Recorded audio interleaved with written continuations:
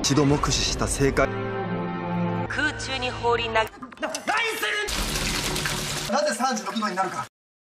Welcome dear रॉकर्ट्स। आज हम लेकर आए हैं एक धमाकेदार लेकिन डेडली सीरीज जिसका नाम है zero the bravest money game. अगर आपको एक खतरनाक गेम खेलने पर मजबूर किया जाए जिसमें अगर आप जीत गए तो आप मिलियनेयर या बिलियनेयर नहीं बल्कि ट्रिलियनेयर बन सकते हैं, तो आप क्या करेंगे? खैर मुझे नहीं पता कि ट्रिलियनेयर में कितने जीरोस होते हैं, लेकिन इस सीरीज में आपको जरूर पता चल जाएगा कि ऐसे गेम में क्या करना चाहिए और क्या बिल्कुल नहीं करना चाहिए। चलिए गहरी सांस लेकर इसका पहला पार्ट देखते हैं। सीरीज की शुरुआत में रे नाम के एक आदमी को दिखाते हैं जो दिखने में तो एक साधारण स्कूल टीचर लगता है, लेकिन इसका खुफिया नाम जीरो है और ये चोरों से पैसे चुराकर पैसों के असली ओनर को लौटा देता है। इस तरह ये लोगों की मदद करता है। बहुत ही जल्द इसे 7 खतरनाक गेम खेलने पड़ेंगे और ये जापान का सबसे पावरफुल आदमी बन सकता है। अब दिखाते हैं तो इसके साथियों को कुछ गैंगस्टर्स ने पकड़ के रखा हुआ है क्योंकि उन्होंने गैंग के लूटे हुए पैसे चुराने की कोशिश की थी। गैंगस्टर उन्हें शूट करने वाले होते हैं कि अचानक अपना हीरो जीरो वहाँ आकर एक सॉसर दिखाता है। उसमें इस गैंग का सिंबल बना होता है जिसे याकुजा कहा जाता है।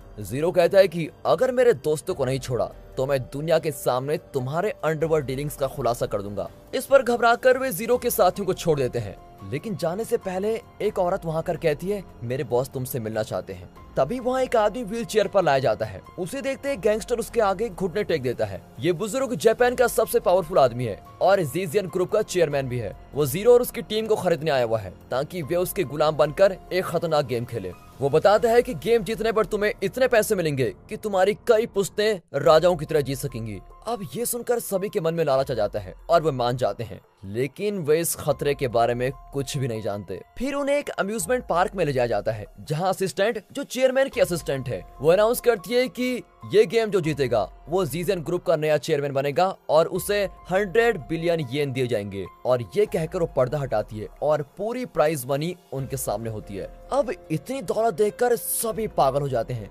लेकिन जीरो को शक होता है कि कुछ तो गड़बड़ है। पर कुछ भी सोचने से पहले वो अनाउंस करती है कि पहला गेम शुरू होने वाला है और तब उनके सामने से एक पर्दा हटता है और 6 केजेस सामने आते हैं। हर केज के ऊपर डाइस का एक नंबर लगा होता है। अब प्लेयर्स को जरा टेंशन होती है कि करना क्या है। असिस्टेंट एक बाउल में डाइस को 3 बार डालती है और हर बार एक आता है। चौथी बार वो डाइस को रोल करके बॉल को बंद कर देती है और कहती है अब तुम्हें अपनी ऑब्जर्वेशनल स्किल्स को यूज करना है और गैस करना होगा कि डाइस पर क्या नंबर आया होगा और तुम जो नंबर कहोगे उस नंबर के केज में तुम्हें चले जाना होगा। और अगर किसी का गैस गलत निकला तो ये बड़े लोहे का गोला उसके ऊपर गिर जाएगा। अगर किसी ने अपना आंसर शेयर किया तो वो डिस्क्वालीफाई हो जाएगा। फिर उन्हें 30 मिनट का टाइम दिया जाता है। अब उनकी मौत का काउंटडाउन शुरू। जीरो टेंशन में सोचने लगता है कि ये मैथ का प्रॉब्लम तो है नहीं जिसे कैलकुलेट करके आंसर दिया जा सके। इस औरत ने कहा कि हमें ऑब्जर्वेशनल स्किल्स को यूज करना है। इसका मतलब सबसे पहले हमें ये समझना है कि हम यहाँ पर आए क्यों हैं। इन लोगों ने ये गेम इसलिए रखा है ताकि उन्हें अपनी कंपनी के लिए एक काबिल चेयरमैन मिल सके। नए चेयरमैन को न सिर्फ 100 बिलियन येन मिलेंगे बल्कि इस कंपनी के सारे बिजनेस ऑपरेशन का कंट्रोल भी मिल जाएगा। देखने में तो ये गेम बहुत सिंपल लगता है जिसमें सिर्फ गैस करना है, लेकिन क्या इतनी बड़ी कंपनी सिर्फ गैस के आधार पर चल सकती है? और क्या इतनी बड़ी कंपनी सिर्फ गैस के आधार पर अपनी कंपनी का चेयरमैन चुनेगी? ये बड़ा अजीब लगता है। इस कंपनी को एक लकी विनर नहीं बल्कि एक कॉम्पिटिटिव विनर चाहिए। जीरो इन सारी बातों को घुमा फिराकर बहुत सोच रहा होता है। तभी वो रियलाइज करता है कि सही नंबर गैस करने के बजाय ये सोचना जरूरी है कि इस गेम में अपनी जान कैसे बचाई जाए। असिस्टेंट ने एक रैबिट के पुतले को स्मैश करके बताया था कि गलत गैस करने पर प्लेयर को ऐसे कुचल दिया जाएगा। ये सुनकर सभी घबरा गए थे। तो हमारा लक्ष्य गेम जीतना नहीं बल्कि जिंदा रहना है। तभी जीरो ऑब्जर्व करता है कि केज के अंदर से अगर बॉल नीचे भी गिर जाती है तो केजेस के पास लेटने से प्लेयर आयरन बॉल से बच सकता है। केजेस के बीच खड़े न होकर अगर हम हाथ और पैर केजेस से बाहर रखकर खड़े होते हैं तो भी बच सकते हैं। तो अगर गलत जवाब भी दे दिया तो इन तरकीबों से फिर भी जान बच सकती है। इसीलिए इन 6 केजेस में हमें सबसे सेफेस्ट केस चुनना है। वो ये सब कुछ अपने मन में सोच रहा होता है और तभी एक मैथ एक्सपर्ट हिरोशी बताता है कि कुछ भी हो जाए 80% चांसेस हैं कि हम मर जाएंगे। गैंगस्टर सेकी बताता है कि मैंने आंसर गैस कर लिया है, लेकिन जीरो को स्क्रीन पर जो दिखाया जाता है उसमें कुछ गलत लगता है। इतने में गैंगस्टर साकुरा कहता है कि 3 बार तो डाइस पर 1 आया, मतलब डाइस में कुछ गड़बड़ है। अब इस तरह सभी कंफ्यूज होते हैं। तब असिस्टेंट एक हिंट देती है। वो बताती है कि अगर केज में जाने के बाद प्लेयर का जवाब गलत निकला तब भी उसे आगे की गेम्स खेलने का मौका मिलेगा अगर वो जिंदा बच गया तो। तभी इन सब के बीच से एक स्टूडेंट आकर नंबर 1 वाले केज में चला जाता है। अब सभी घबराकर उसके पीछे जाने लगते हैं, लेकिन जीरो वहीं पर खड़ा रहता है और सोचता है कि जरूर इसमें कोई चाल है। तभी उसका एक फ्रेंड भी दूसरों के साथ केज 1 में चला जाता है। जीरो रियलाइज करता है कि असिस्टेंट ने ये नहीं कहा कि स्क्रीन पर वही 3 डाइस दिखाए जाएंगे जो उसने एक्चुअली बाउल में फेंके थे, मतलब वे प्री रिकॉर्डेड वीडियोस प्ले कर रहे थे, इसीलिए केज 1 सही आंसर नहीं है। अब उसकी बात सुनकर सभी अपनी जान बचाने के लिए धक्का मुक्की करके केज 1 से बाहर निकलने लगते हैं। अब जीरो केज 2 में जाकर इस गेम के बारे में और सोचने लगता है और अपने दोस्तों को भी बुलाता है। वे सोचते हैं कि जीरो को आंसर मिल गया है और वे उसके पास जाकर बैठ जाते हैं, लेकिन कुछ देर बाद उसका एक दोस्त कहता है कि तुम हमें गुमराह कर रहे हो, और ये कहकर वो केज से बाहर चला जाता है। अब टाइम निकलता जाता है और सिर्फ 5 मिनट बचे होते हैं। जीरो नोटिस करता है कि स्टूडेंट अब भी केज 1 में बैठा हुआ है। जीरो पूछता है कि तुम वहाँ पर क्यों बैठे हुए हो, तो स्टूडेंट बताता है कि इस गेम को जीतना तो जमीन पर पड़े पैसे उठाना जीतना है। ये कोई अजीब क्लू दे रहा है। तब सेकी को बचने का एक आइडिया आता है और वो अपने पार्टनर को बताता है। अब सिर्फ 3 मिनट बचे हुए हैं। सेकी का प्लान तो यह है कि इस गेम में और कोई जिंदा ही ना बचे ताकि कोई कंपटीशन ही ना हो। अब वे जीरो के फ्रेंड को बलि का बकरा बनाकर केज 3 में लेके जाते हैं। दूसरे प्लेयर्स भी अंदर आना चाहते हैं, लेकिन सेकी कहता है इसने हमारे पैसे चुराए थे, इसीलिए इसको सजा मिलनी चाहिए। अब ये सुनकर सभी प्लेयर्स घबराकर दूर चले जाते हैं। जीरो अपने दोस्त से कहता है कि ये लोग तुम्हें ठग रहे हैं, सिर्फ 1 मिनट बचा हुआ है, और अब सभी केज 5 के अंदर चले जाते हैं। साकुरा केज 4 के अंदर जाता है। समय बहुत ही कम है और जीरो अपने दोस्त को बचाने के लिए अपने केज से उसके केज में छलांग लगाता है। सभी बिल्कुल हैरान हो जाते हैं। जीरो से कहता है कि जितना हो सके उतना दीवार के साथ सिकुड़ कर बैठ जाओ। तभी असिस्टेंट बाउल खोलती है और करेक्ट आंसर है 4। बाकी सारे केजेस में आयरन बॉल गिर जाती है और जिन केजेस में प्लेयर्स दीवार से चिपक कर बैठे होते हैं वे जिंदा बच जाते हैं, लेकिन केज 5 के सभी प्लेयर्स बहुत ही घिनौनी मौत मारे जाते हैं। इस तरह एक गेम खत्म हो चुका है और अब 6 गेम्स बाकी हैं। अगर केज 5 के प्लेयर्स असिस्टेंट की बात ध्यान से सुनते और अपने चारों ओर के प्लेयर्स पर ध्यान देते तो इस गेम में बच सकते थे। खैर छोड़िए, उन्हें हिंट दे दिया गया था कि जवाब गलत होते हुए भी अगर वे जिंदा रहे तो गेम्स में आगे बढ़ सकते हैं, लेकिन नहीं, वे सभी जवाब के पीछे पड़े रहे और अपनी जान गंवा बैठे। इतना ही नहीं, सबसे पहले जो स्टूडेंट केज फर्स्ट में गया था वो अपने हाथ पैर मरोड़ कर बीच में नहीं बल्कि एक कोने में सिकुड़ कर बैठ गया। अब ये सब देखकर जीरो ने पता लगा लिया कि केज चाहे जो भी हो, इस तरह बैठने से जान बच सकती है। इस तरह सही जवाब गैस करने में समय बर्बाद करने की कोई जरूरत नहीं है। लेकिन इस गेम की स्ट्रेटेजी ये है कि अगर कोई अपनी ऑब्जर्वेशन से पता लगा लेता है कि दीवार से चिपक कर बैठने से बॉल तुम्हें क्रश नहीं कर पाएगी, तो उसे गेम की शुरुआत में ऐसे नहीं करना चाहिए था जैसे उस स्टूडेंट ने किया था, क्योंकि इससे बाकी प्लेयर्स को भी ये स्ट्रेटेजी मालूम पड़ जाएगी और वे सब इसे अप्लाई करने लगेंगे। अगर दूसरों को एलिमिनेट करना है तो लास्ट मिनट तक वेट करना होगा, क्योंकि लास्ट मिनट में सारे प्लेयर्स टेंशन में होते हैं और अपनी अलग स्ट्रेटेजी बनाने के बजाय किसी दूसरे को फॉलो करने की कोशिश करते हैं, और तब अगर उनका डिसीजन गलत निकला तो ज्यादा से ज्यादा प्लेयर्स गेम से एलिमिनेट हो जाएंगे और आपके जीतने के चांसेस कई गुना बढ़ जाएंगे। अगर हर प्लेयर जरा सब्र करके समझ जाता कि असिस्टेंट प्री रिकॉर्डेड वीडियोस दिखा रही है और उन्हें कंफ्यूज कर रही है, तो वे नंबर फर्स्ट को कांस्टेंट पैटर्न मानकर स्टूडेंट के पीछे केज फर्स्ट में भी नहीं घुसते और ना ही बड़ी तादाद में किसी एक केज के अंदर जाकर फंस जाते। पर जीरो ने ये ऑब्जर्व किया था कि असिस्टेंट ने डाइस को लेफ्ट साइड से रोल किया था, लेकिन वीडियो में दिखता है कि डाइस राइट साइड से आ रहा है। ये देखकर तो कोई भी आसानी से पता लगा सकता है कि ये रिकॉर्डेड वीडियो है, लाइव नहीं। अब आयरन बॉल्स ऊपर उठाए जाते हैं और सभी प्लेयर्स बाहर आ जाते हैं। हालांकि जीरो ने अपना सोल्यूशन दूसरों के साथ भी शेयर किया था, लेकिन फिर भी गेम मास्टर उसे अगले गेम के लिए अलाउ कर देता है जो इससे भी ज्यादा खतरनाक होगा। अब अगली सुबह वे एक बड़े होटल के आगे असेंबल होते हैं, लेकिन तब वहाँ प्लेयर्स का एक और ग्रुप होता है जो स्टाफ से कंप्लेंट करता है कि प्लेयर्स बहुत ही ज्यादा हैं, लेकिन स्टाफ उनकी बातों को इग्नोर कर देते हैं। और तब चेयरमैन की असिस्टेंट बताती है कि 20 से ज्यादा चैलेंजेस तैयार किए गए हैं, अपना चैलेंज आप खुद चुन सकते हैं। जो अपना चैलेंज जीतेगा उसे कुछ रिंग्स दिए जाएंगे और जो सबसे पहले 4 रिंग्स जीत लेगा उसे 100 बिलियन येन का रिवॉर्ड मिलेगा और जीजन कंपनी का चेयरमैन बनने का हक भी दिया जाएगा।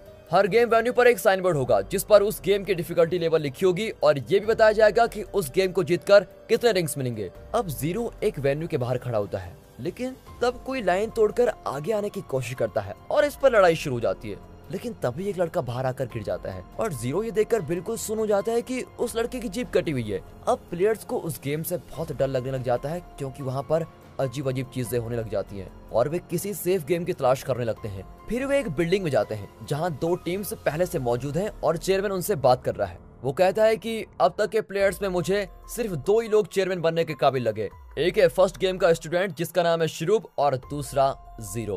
अब वो इन दोनों को एक चैलेंज देना चाहता है जिसका नाम है क्वार्टर जंप।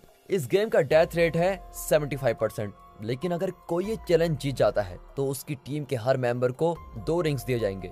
ये सुनकर टीम के लोग बहुत खुश हो जाते हैं, लेकिन चेयरमैन बताता है कि जीरो और शुरूब को ये चैलेंज एक्सेप्ट करना पड़ेगा। तभी अचानक गार्ड से जबरदस्ती जीरो को मास्क पहनाकर दूसरे वेन्यू की ओर लेके जाते हैं। जीरो को एक ऊंचे प्लेटफॉर्म पर ले जाया जाता है और बताया जाता है कि 10 सेकंड के लिए उसका मास्क हटाया जाएगा और वो अपने चारों ओर देख सकता है कि क्या क्या है। तभी अचानक गार्ड मास्क हटाता है। जीरो के एक तरफ सेफ एग्जिट है और बाकी 3 मेटल वॉल्स हैं। अगर वो गलत दिशा में कूदा तो वो नीचे गिरकर मर जाएगा। तभी गार्ड उसको फिर मास्क पहना देता है और प्लेटफॉर्म घूमने लगता है। यार लुका छुपी तो सभी खेलते हैं, लेकिन ये लाइफ एंड डेथ की लुका छुपी लगती है। अगर जीरो ने देख भी लिया था कि सेफ एग्जिट किस तरफ है, फिर भी इतना घूमने के बाद वो सही एग्जिट का पता कैसे लगाएगा? और सबसे बुरी बात तो यह है कि वो कोई चीज फेंक कर भी पता नहीं लगा सकता कि मेटल वॉल्स किस तरफ है और एग्जिट किस तरफ। वो सिर्फ एक बार जंप कर सकता है और अगर आगे उसकी डायरेक्शन गलत निकली तो वो मर जाएगा।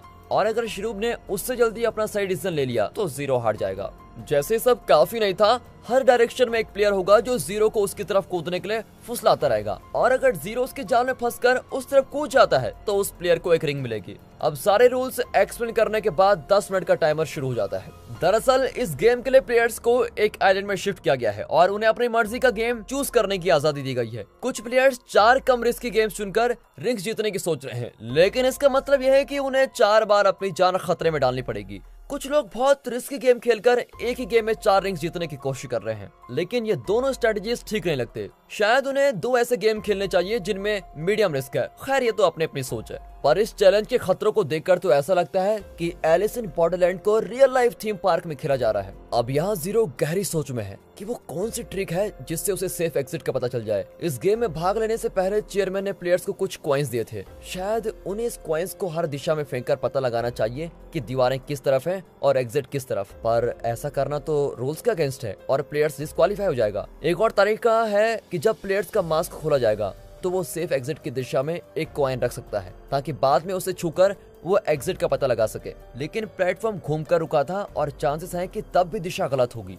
इस कंफ्यूजन के बीच आकर एक प्लेयर को 10 मिनट का टाइम दिया गया है और उसके चारों ओर 4 लोग उसको गुमराह करने की कोशिश कर रहे हैं। अब चारों तरफ से लोग परेशान कर रहे हैं तो वो सही स्ट्रेटेजी कैसे कर पाएगा? लेकिन एक लॉजिक है जो काम आ सकता है। कोई चीज फेंक कर चेक करना अलाउ नहीं है, लेकिन प्लेयर अपनी आवाज से तो चेक कर ही सकता है। प्लेयर प्लेटफॉर्म के एज में जाकर ताली बजा सकता है और उसे ध्यान से उस साउंड के रिफ्लेक्शन को ऑब्जर्व करना होगा। अगर साउंड रिफ्लेक्ट होने का एहसास हुआ तो पक्का दीवार है। इस तरह वो चारों एजेस पार करे तो एग्जिट वाले डायरेक्शन में साउंड इतनी ज्यादा रिफ्लेक्ट नहीं होगी और पता चल जाएगा कि यही सही डायरेक्शन है। लेकिन ये सब तो ह्यूमन सेंसेस की बातें हैं। कभी कभी रिफ्लेक्शन को फील करने में गलती भी हो सकती है, पर इन चारों आदमियों के बहकावे में आने के बजाय प्लेयर्स खुद अपने सेंसेस के भरोसे फैसला कर सकते हैं। अब गेम में दिखाते हैं कि एक डायरेक्शन से जीरो के फ्रेंड हिरोशी की आवाज आती है और वो कहता है मेरी दिशा में कूदो, यह है एग्जिट। जीरो शक के मारे उससे अपने पास्ट के बारे में पूछता है और वो सब कुछ ठीक ठीक बताता है। अब जीरो को यकीन हो जाता है कि वहाँ हिरोशी ही खड़ा है और वो उस तरफ कूदने को तैयार हो जाता है। ग्राउंड फ्लोर पर उसके फ्रेंड्स गेम देख रहे होते हैं कि अचानक हिरोशी वहाँ पर आ जाता है और तब पता चलता है कि जीरो के पास हिरोशी नहीं कोई और है। लेकिन कूदने से पहले जीरो एक आखिरी सवाल करता है। वो पूछता है तुम अपना चश्मा उतारो और बताओ कि चश्मे के फ्रेम पर क्या लिखा हुआ है। वहाँ पर जो आदमी खड़ा है उसके पास हिरोशी की सारी डिटेल्स हैं, यहाँ तक कि उसके चश्मे का प्रिस्क्रिप्शन भी क्या है ये भी पता है उसे। लेकिन उसमें भी इस बारे में कोई डिटेल्स नहीं होती और अब वो बुरी तरह फंस गया है। लेकिन वो आदमी शांत होकर खड़ा रहता है और कहता है कि बहुत दिन यूज करने से अक्षर मिट गए हैं। अब उसका झूठ पकड़ा जाता है क्योंकि गेम से पहले हिरोशी का चश्मा गिर गया था और जीरो ने उसको उठाकर हिरोशी को वापस किया था, तब उस पर अक्षर एकदम साफ थे। अब जीरो कहता है तुम झूठ बोल रहे हो और तुम मेरे दोस्त नहीं हो। टाइम बहुत कम है और अब जीरो को फैसला करना है कि बाकी 3 डायरेक्शन से कौन सही है। तभी उसे उसके हाई स्कूल फ्रेंड काजुया की आवाज आती है। अब जीरो हैरान हो जाता है कि वो भी इस खतरनाक गेम में फंसा हुआ है। काजुया उसे अपनी दिशा में कूदने को कहता है और जीरो उसकी बात मानकर कूदने के लिए 2 स्टेप पीछे जाता है। काजुया पूछता है कि तुम रुक क्यों गए यार? तभी जीरो को शक होता है और पूछता है क्या तुम देख सकते हो कि मेरे शूज तुम्हारे दिशा में पॉइंट कर रहे हैं? लेकिन प्रॉब्लम यह है कि दीवार के होल से वो जीरो के शूज को नहीं देख सकता। फिर भी वो झूठ बोलता है कि मैं देख सकता हूँ और तुम सेफली कूद जाओ, कोई दिक्कत नहीं। तब जीरो कहता है तुम झूठ बोल रहे हो, मैंने अपने शूज लेस खोल दिए थे। अगर तुम्हें मेरे शूज दिखते हैं तो तुम मुझको वार्न कर सकते थे कि तुम्हारे लेस खुला हुआ है, लेकिन तुमने नहीं किया। और अब कंफर्म हो गया है कि वो लड़का जीरो को मरवाने की कोशिश कर रहा था। तो अब जीरो के पास 50-50 ऑप्शन बचा हुआ है, उसे दो में से एक डायरेक्शन को चुनना है। तब असिस्टेंट बताती है कि अब गेम और भी मुश्किल हो गया है। लेकिन काजियो की गलती से जीरो को पता चल गया है कि दीवार के पीछे जो भी है वो होल से प्लेटफॉर्म के एंड तक नहीं देख सकता। इसीलिए अगर वो एक कॉइन को प्लेटफॉर्म के एंड में रखेगा और उस दिशा में दीवार है तो उसके अंदर का आदमी कॉइन नहीं देख सकता, लेकिन एग्जिट वाला आदमी कॉइन को साफ देख सकता है। अब वो अपने प्लान को अंजाम देते हुए एक डायरेक्शन में कॉइन रखकर पूछता है कि मैंने किस टाइप का कॉइन यहाँ पर रखा हुआ है। गैंगस्टर कहता है कि कॉइन चमक रहा है इसलिए मुझे ठीक से नहीं दिखाई दे रहा है। तभी गार्ड उसे एक रॉड पर लटका हुआ आईना देता है ताकि वो चीट करके कॉइन को देख सके। वो आईने में कॉइन को देखकर कहता है कि ये 50 एन का कॉइन है। और यहाँ पर जीरो की स्किल्स की दाद देनी पड़ेगी। प्लेटफॉर्म पर आने के बाद वो सिर्फ 10 सेकंड के लिए अपने चारों ओर देख सका, लेकिन इतने में उसने पता लगा लिया कि दीवार का छेद जितनी ऊंचाई पर है उसमें से प्लेटफॉर्म का पूरा व्यू नहीं दिखेगा। लेकिन ये भी एक रिस्की गैस था क्योंकि उसे नहीं पता था कि प्लेटफॉर्म और दीवार के बीच का डिस्टेंस क्या है और होल कितना संकरा है। अगर उसकी कैलकुलेशन गलत हो जाती तो दीवार के अंदर का प्लेयर उसका कॉइन देख पाता और जीरो उस दिशा को सेफ एग्जिट मानकर कूद जाता। इतना रिस्क लेने के बजाय जीरो एक आसान तरीका अपना सकता था। वो उन चारों प्लेयर से कह सकता था कि अगर तुम एग्जिट पर खड़े हो तो एग्जिट के एज पर आकर मुझसे बात करो। जो दीवार के पीछे से बात करेंगे उनकी आवाज साफ नहीं सुनाई देगी और एग्जिट वाले आदमी की आवाज तो साफ आएगी। इस सिचुएशन में तो जीरो की तरह ही सभी अपनी आंखों देखी बातों पर विश्वास करेंगे, लेकिन इसके अलावा हमारे बाकी सभी सेंसेस में भी बहुत सारी क्षमताएं हैं जिन्हें हम एक्सप्लोर नहीं करते। अब गेम में वापस आते हैं क्योंकि ये आदमी उस कॉइन को आइडेंटिफाई कर रहा है, इसलिए जीरो को लगता है कि यही सेफ एग्जिट है, लेकिन फिर भी वो 100% श्योर होना चाहता है, इसलिए वो कॉइन उठाकर दूसरी दिशा में भी रखकर पूछता है। और तब वहाँ पर असिस्टेंट आकर कहती है मैं कॉइन ठीक से नहीं देख सकती क्योंकि मैंने अपने कॉन्टेक्ट लेंसेज नहीं पहने हैं, लेकिन मुझ पर विश्वास करो मैं सेफ एग्जिट में खड़ी हूँ। लेकिन जीरो को लगता है कि वो झूठ बोल रही है, इसलिए वो फिर से कॉइन को पहले एज पर रखकर दोबारा पूछता है। इस बार वो आदमी तुरंत बता देता है कि वो कौन सा कॉइन है। अब जीरो को शक होता है क्योंकि पिछली बार इस आदमी ने पहले कहा था कि कॉइन चमक रहा है और वो ठीक से देख नहीं पा रहा है। फिर कुछ देर बाद ही उसने ठीक जवाब कैसे दे दिया, मतलब उसके पास कॉइन को देखने का कोई डिवाइस था। अब वो एक सुपर आइडिया सोचता है और कॉइन को एक एंगल में करके पूछता है कि तुम्हें हेड दिख रहा है या टेल। गैंगस्टर आईने से देखने की कोशिश करता है, लेकिन असिस्टेंट उसे जवाब देने से रोक देती है, लेकिन फिर भी वो आईने को ऊपर करके देख लेता है और ठीक जवाब दे देता है। अब जीरो को यकीन है कि वो किसी डिवाइस के जरिए कॉइन को ऊपर से देख रहा है और उस दिशा में दीवार है। ये जाने के बाद जीरो असिस्टेंट की ओर एक छलांग मारकर सेफ एग्जिट में पहुंच जाता है। वहाँ चेयरमैन उसका इंतजार कर रहा होता है और जीरो को कांग्रेचुलेट करता है। वो जीरो को आगे आने को कहता है, लेकिन जीरो को अब किसी पर भी विश्वास नहीं होता। दरअसल उसका शक सही था, उसके आगे एक गैप खुलता है और अगर वो एक कदम आगे रखता तो मौत के मुंह में गिर जाता। वो अपना मास्क उतारता है और कहता है मैं ये जानलेवा टूर्नामेंट नहीं खेलूंगा, पर चेयरमैन उसे वार्न करता है कि अगर तुम आगे के गेम्स नहीं खेलोगे तो मैं तुम्हारी जान भी ले सकता हूँ। फिर उसे ग्राउंड फ्लोर में लेके जाते हैं जहाँ कुछ आदमी आईने लेकर जा रहे होते हैं। जीरो पूछता है कि ये क्या हो रहा है। वे बताते हैं क्योंकि तुम्हें गेम के कुछ सीक्रेट्स पता चल चुके हैं, इसीलिए अगले प्लेयर की डिफिकल्टी लेवल बढ़ाने के लिए हम शुरू से ही दीवार के पीछे वाले प्लेयर्स को आईना दे देंगे। अब नए प्लेयर को कोई दूसरा तरीका सोचना होगा। ऊपर से वे सेफ जोन में साकुरा को खड़ा कर देते हैं जिस पर कोई प्लेयर कभी विश्वास नहीं करेगा। फिर वे शिरुप को वही गेम खेलने लेके जाते हैं। अब जीरो भाग कर जाता है और शिरुप को वार्न करता है कि अगर मरना नहीं चाहते हो तो जंप मत करना। ये कहकर वो अपने कॉइन्स अंदर फेंकता है, लेकिन गार्ड्स उसे और उसके फ्रेंड को ले जाकर एक सेल में बंद कर देते हैं। वे पूछते हैं कि तुमने उसे क्या वार्निंग दी थी। तब वो दीवार पर कुछ लिखता है और उन्हें पता चल जाता है कि ये एक जापानीज वर्ड है जो रिवर्स में लिखा हुआ है। उसने कॉइन्स फेंक कर शिरुप को ये बताना चाहा था कि वहाँ 3 आईने हैं जिनसे तुम्हें सावधान रहना है। इतने में गार्ड आकर कहता है कि शिरुप गेम जीत गया है। अब जीरो बाहर आकर सकुरा से पूछता है कि शिरुप इतनी जल्दी गेम कैसे जीत गया। सकुरा कहता है कि अगर तुम्हें ये जानना है तो बदले में मुझे कुछ देना होगा। जीरो उसकी बात मान जाता है। सकुरा बताता है कि गेम शुरू होते ही शिरुप ने हर दिशा में झुककर अपने हाथ जोड़े और पूछा कि मेरे अंगूठे एक दूसरे को टच कर रहे हैं या अलग हैं। दीवार के अंदर का कोई भी सही जवाब नहीं दे पाया, सिर्फ मैं उसको देख रहा था और उसे ठीक जवाब दे पाया। वाह, शिरुप की प्रेजेंस ऑफ माइंड वाकई दाद देनी पड़ेगी उसके लिए तो। और तब शिरुप अपने प्राइज लेकर बिल्डिंग से बाहर आता है और उसकी पूरी टीम सेलिब्रेट कर रही होती है।